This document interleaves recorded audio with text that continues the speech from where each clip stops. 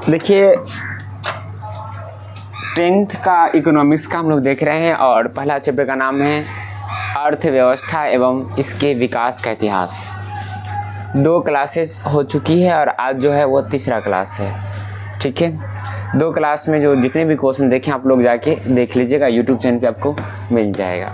तो 2 क्लास में हम लोग 13 नंबर क्वेश्चन तक देख चुके हैं। आज शुरू करेंगे 14 नंबर से। यहाँ तक लास्ट क्लास में आपका सेकेंड क्लास में हुआ था, ये ना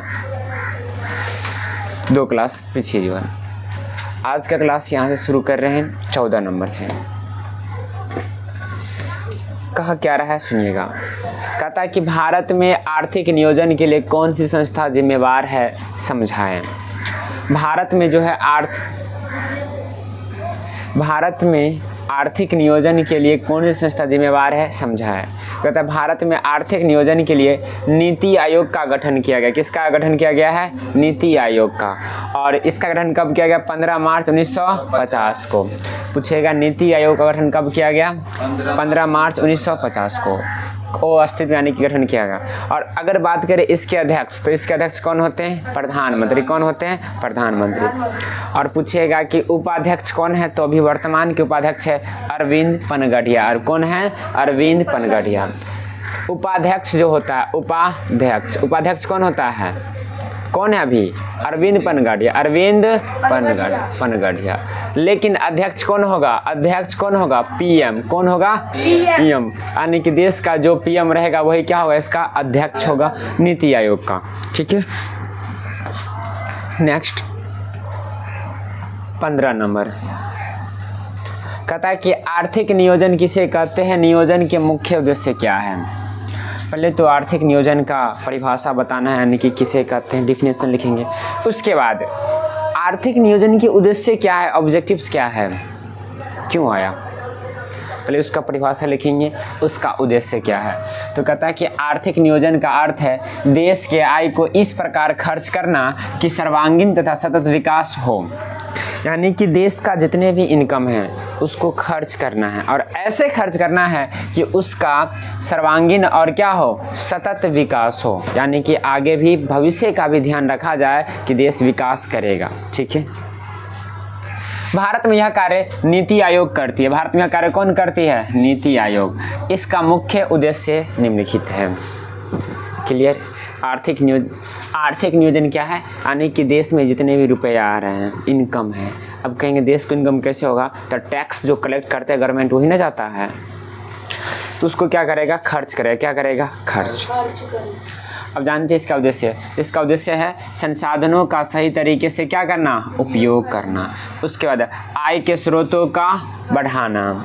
उसका सामाजिक कल्याण से संबंधित कार्यों के लिए भी क्या करना? राशि का आवंटन करना। उसका चौथा है प्रत्येक क्षेत्र के विकास के लिए योजना का निर्माण करना। क्लियर? और ये काम कौन करता है? नीति आयोग। कौन करता है? नीति आयोग। 16 फिर कहता है आर्थिक नियोजन क्या है, संक्षेप में व्याख्या करें। वहाँ पे उद्देश्य पूछा था और उसके बारे में यहाँ पे पूरा बताना है, केवल डिफिनेशन नहीं लिखना है। कहता है योजना आयोग के शब्दों में आर्थिक नियोजन का अर्थ राष्ट्र की प्राथमिकताओं के अनुसार देश के संसाधनों का विभिन्न विकासात्मक क्रियाओं में प्रयोग करना। भारत में यह कार्य राष्ट्रीय विकास परिषद एवं योजना आयोग इसी को क्या कहते हैं? नीति आयोग। क्या? नीति आयोग के माध्यम से किया जाता है। राष्ट्रीय विकास परिषद को कहते हैं एनडीपी। क्या कहते हैं? एनडीपी। नेशनल पूछेगा एनडीपी का फुल फॉर्म बतलाइए, तो नेशनल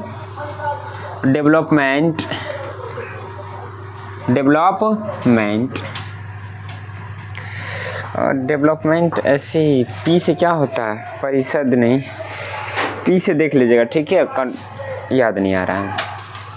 और उसके बाद इस प्रकार योजनाओं के द्वारा भारतीय अर्थव्यवस्था लगातार विकास की गति को तेज कर आर्थिक विकास करती चली आ रही है। 16 हो गया। 17 बिहार में रहते हैं और बिहार का ही क्वेश्चन है। कहता है कि बिहार के पिछड़ेपन को दूर करने के क्या उपाय है। यानी कि बिहार जो पिछड़ा है उसको दूर करना है। तो इसके तो कुछ उपाय होगा कि नहीं होगा, है। तो इसके निम्नलिखित उपाय लिखेंगे। बिहार के पिछड़ेपन को दूर करने के निम्नलिखित उपाय है। पहला, जनसंख्या नियंत्रण, यानी कि जनसंख्या पर क्या करेंगे, कंट्रोल करेंगे, क्योंकि जनसंख्या ज़्यादा है जिसके कारण भी उसका लोगों की आय क्या हो रही है, कम हो रही है, और बेरोजगारी क्या हो रहा है, बढ़ रहा है। उसके बाद शिक्षा का प्रसार, शिक्षा का क्या करेंगे, प्रसार करेंगे, लोग अधिक से अधिक क्या हो, शिक्षित हो। उसके बाद बाढ़ पर नियंत्रण, बाढ़ को कंट्रोल करेंगे। हर साल बाढ़ आती है बिहार में और पूरी तबाही करके चली जाती है। बिहार को दो भागों बांटा गया है। उत्तरी बिहार हमेशा बाढ़ में ही डूबा रहता है और दक्षिणी बिहार सुखाड़ से ही पड़ा रहता है, यानी कि बिहार पूरी तरह से तबाह है। उत्तरी बिहार बाढ़ से परेशान है तो दक्षिणी बिहार सुखाड़ से परेशान है, तो बिहार डेवलप कैसे करेगा। उसका कहता है कि उद्योगों का क्या करेंगे, विकास करेंगे, उद्योगों का विकास। बिहार में फैक्ट्रियाँ नहीं लग रही है जिसके कारण लोग क्या हो रहे हैं, बेरोजगार हो रहे हैं और काम करने के लिए लोगों को बाहर जाना पड़ रहा है, बिहार से बाहर जाना पड़ रहा है। अगर बिहार में उद्योग रहेंगे, फैक्ट्री रहेंगे तो लोग काम करने के लिए बाहर जाएंगे कि बिहार में ही नौकरी करेंगे, बिहार में ही करेंगे। तो ये सभी क्या है, इसके उपाय है क्या, बिहार के पिछड़ेपन को दूर करने के। ठीक है, चलिए नेक्स्ट 17 हो गया। 18, ये तो जान गए कि बिहार के पिछड़ेपन के दूर करना, तो उसका उपाय क्या है, लेकिन इसका कारण क्या है ये भी तो है ना खोजना। उपाय तो हम कर दे लेकिन कारण खोजे ही नहीं तो दूर होगा नहीं। ठीक है, जैसे किसी व्यक्ति को रोग हुआ है, रोग को दूर कर रहे हैं लेकिन हमें ये पता ही नहीं है कि हुआ क्यों, कारण भी तो जानना पड़ेगा ना, तो ना उसको जड़ से हटा पाएंगे। तो दूर से अगर जड़ से पिछड़ापन को हटाना है तो उसके कारण को जानना पड़ेगा। तो कहता है कि बिहार के पिछड़ेपन के किन्हीं 4 मुख्य कारण को लिखें, यानी कि बिहार जो पिछड़ापन है उसके कारण क्या है, और कितने कारण लिखना है, 4 को। क्या लिखना है, 4 को। तो बिहार राज्य के पिछड़ेपन के निम्न कारण है। पहला, अशिक्षा, क्या है, अशिक्षा, यानी कि शिक्षा की क्या है, कमी है। उसके बाद क्या है, जनसंख्या। उसके बाद तकनीक का अभाव, टेक्नोलॉजी का अभाव, लोग खेती अभी बिना टेक्नोलॉजी से कर पा रहे हैं जिसके कारण एक मौसम में एक ही फसल उपजा रहे हैं। उसके बाद पूंजी एवं आधारिक संरचना का क्या करेंगे, अभाव करेंगे, यानी कि पूंजी का भी अभाव है। उसके बाद किसका अभाव है, आधारिक संरचना का भी अभाव है। आधारिक संरचना क्या, इससे पहले देखें, ये सब इसके क्या है, कारण है, क्या है, कारण। और इससे पहले क्या पढ़े थे, उपाय दूर करना है। तो अशिक्षित है लोग तो उसको क्या करेंगे, शिक्षित कर देंगे तो दूर नहीं होगा। जनसंख्या ज़्यादा है, जनसंख्या क्या है, ज़्यादा है, जनसंख्या पर कंट्रोल करेंगे तो उससे ही बढ़ेगा, रुकेगा। ठीक है, ये कारण हो गया, इससे पहले उपाय समझ गए। अब आगे आता है उपनिवेश किसे कहते हैं, उपनिवेश किसे कहते हैं। कहता है जब कोई शक्तिशाली राष्ट्र, शक्तिशाली जानते ना, पावरफुल, राष्ट्र बोले तो कंट्री, राष्ट्र बोले तो कंट्री, अपने से कमजोर राष्ट्र के ऊपर कब्जा कर लेता है और उसका आर्थिक और राजनीतिक शोषण प्रारंभ कर देता है, उसके द्वारा कब्जे में लिए गए देश को ही उपनिवेश कहते हैं। उपनिवेश किसे कहते हैं, यही ना। देखिए कोई पावरफुल देश है, वो कमज़ोर, अपने से कमज़ोर देश को क्या कर लिया, कब्जा कर लिया, क्या कर लिया, कब्जा कर लिया, और उस पे उसका आर्थिक एवं राजनीतिक करना क्या करे, शोषण करने लगा। शोषण बोले तो अत्याचार करना कर दिया, क्या करना शुरू कर दिया। तो उस जो देश कब्जा हुआ है उस देश को क्या कहेंगे, उपनिवेश कहेंगे। क्या कहेंगे, उपनिवेश। तो उसके द्वारा कब्जे में लिए गए देश को ही क्या कहेंगे, उपनिवेश। भारत भी 15 अगस्त 1947 से पूर्व ब्रिटेन का क्या था, एक उपनिवेश था। समझे, क्लियर है। यानी समझिए उपनिवेश क्या है, एक शक्तिशाली कंट्री, देश अपने से कमज़ोर देश को कब्जा कर लेता है और जैसे ही कब्जा किया तो उसका आर्थिक और राजनीतिक शोषण करना क्या करता है, शुरू कर देता है। और जो शक्तिशाली देश है, जिसको कमज़ोर देश को अपने कब्जे में लिया, उसी कमज़ोर देश को क्या कहते हैं, उपनिवेश कहेंगे। क्या कहेंगे, उपनिवेश। तो भारत भी इससे पहले, कब से पहले, 15 अगस्त 1947 से पहले उपनिवेश था। तो आज़ाद कब हुआ, 15 अगस्त 1947 को। किसका उपनिवेश था, ब्रिटेन का। क्लियर।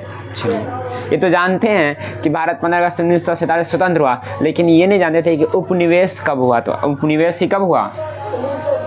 नहीं, उपनिवेश से आज़ाद कब हुआ? 15 अगस्त 1947 को।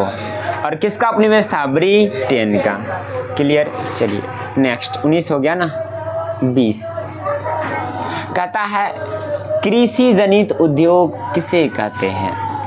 कृषि जनित उद्योग, नाम से पता, कृषि जनित उद्योग यानी कि वैसा उद्योग जो पूर्णतः कृषि पर आधारित हो। किस पर आधारित हो? कृषि पर आधारित हो, उसे हम लोग क्या कहेंगे? कृषि आधारित उद्योग। जैसे आम से अचार बनाना, अगर मान लीजिए आम भी नहीं होगा तो अचार बन पाएगा? नहीं। टमाटर से टमाटर की चटनी, चटनी को क्या कहते हैं? सॉस बनाना। अगर किसान कहेगा हम टमाटर नहीं उपजाएंगे तो सॉस बना पाएगा? नहीं बना पाएगा। तो ये सभी क्या है? कृषि जनित रोग है, सॉरी, कृषि जनित उद्योग है या कृषि आधारित उद्योग कहें। क्या कहें? कृषि आधारित उद्योग। इसी का दूसरा नाम क्या रहेगा? कृषि आधारित उद्योग। कृषि आधारित उद्योग कहेंगे। क्या कहें? कृषि आधारित उद्योग। देखिए कहता है ऐसा उद्योग जो कृषि उत्पादन पर आश्रित है, मतलब निर्भर है, या जिनके उत्पादन में कृषि से कच्चा माल आता है, उसे क्या कहते हैं? कृषि जनित उद्योग कहते हैं। क्लियर। 20 नंबर क्वेश्चन तक क्लियर है। चलिए 21 भी देख ही लेते हैं। अब आता है नरेगा। नरेगा का पूर्ण रूप क्या है? ये ऑब्जेक्टिव में भी पूछ सकता है, इसलिए याद रखेंगे नरेगा। ठीक है। जो अभी क्या हो गया? मनरेगा हो गया। क्या हो गया? मनरेगा। पहले क्या था? नरेगा। कहता है राष्ट्रीय ग्रामीण रोजगार गारंटी अधिनियम, national rural employment guarantee act, NREGA, ये ना नरेगा, NAREGA। एन से क्या हो गया? नेशनल। एन से क्या हो गया? नेशनल। यहाँ लिखा है, कहाँ है? दोबारा लिखिए, national rural employment guarantee act. Hindi बोले तो राष्ट्रीय ग्रामीण रोजगार गारंटी अधिनियम के तहत शुरू की गई। यह संक्षिप्त में से क्या कहते हैं? नरेगा कहते हैं। क्या कहते हैं? नरेगा। इतना बड़ा नाम बोल पाना संभव नहीं। राष्ट्रीय ग्रामीण रोजगार गारंटी अधिनियम थोड़ा बड़ा हो जाता है, इसलिए शॉर्टकट में क्या कहते हैं? नरेगा। क्या कहते हैं? नरेगा। चलिए 22 अंतिम प्रश्न इसको रखेंगे, 22 को। कहता है सार्वजनिक वितरण प्रणाली से क्या समझते हैं? सार्वजनिक मतलब सभी के लिए क्या हो? समान हो। सभी के लिए क्या हो? समान हो। उसे क्या कहेंगे? सार्वजनिक जनिक। वितरण मतलब बांटना, प्रणाली मतलब सिस्टम, यानी जिस सिस्टम के तहत सभी को एक समान मिले उसे हम लोग क्या कहेंगे? सार्वजनिक वितरण। ठीक है। कहता है सार्वजनिक वितरण प्रणाली ऐसी प्रणाली है, प्रणाली इंग्लिश में सिस्टम, जिसके तहत क्षेत्र के नागरिकों को खाने के लिए रोटी उचित सरकारी दर पर उपलब्ध करता है, ताकि कोई भी गरीबी रेखा के नीचे रहने वाले व्यक्ति भी निर्धारित कैलोरी को क्या कर सके? पूरा कर सके। क्या कर सके? पूरा कर सके। इसको क्या कहते हैं? सार्वजनिक वितरण प्रणाली। राशन किस में आएगा? सार्वजनिक नहीं आएगा। राशन का काम उद्देश्य क्या है? गरीबों को 5 किलो राशन दे। ये ना जो गरीब है उनके पास राशन भी जा सके, ताकि वो भी रोटी के लिए, खाने के लिए भूखे न मरे। ये अलग बात है कि अब अमीर भी उठाते हैं राशन, तो अलग बात है, लेकिन इसका मेन उद्देश्य क्या है? गरीबों के लिए। किसका है? गरीबों के लिए। ठीक है। तो 22 ही रखते हैं आज के क्लास के लिए अंतिम, और सभी को नोट डाउन कर लीजिए। आज की क्लास में इतना ही। जय हिंद, जय भारत।